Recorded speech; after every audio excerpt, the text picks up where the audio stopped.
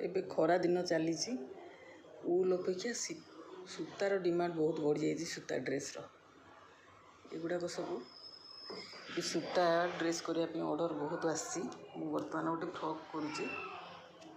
Frock ହେଇସାରିଲା ପରେ ମୁଁ ଆପଣମାନଙ୍କୁ ଦେଖେଇବି। ଯଦି ଭଲ ଲାଗୁଛି ଲାଇକ୍ କରନ୍ତୁ, ସେୟାର କରନ୍ତୁ ଆଉ ସବସ୍କ୍ରାଇବ୍ ବି କରନ୍ତୁ। ଆଉ କମେଣ୍ଟରେ କିଛି ଲେଖନ୍ତୁ, ମୋତେ ଭଲ ଲାଗିବ। ମୁଁ ଆହୁରି ନୂଆ ନୂଆ ଡିଜାଇନ୍ ବି ସବୁ ପୋଷ୍ଟ କରିବି।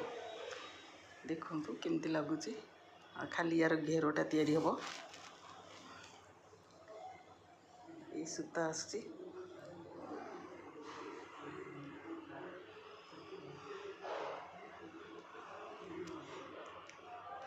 ଦୟାକରି ମତାମତ ଦେବେ ଭଲ ଲାଗିଲେ।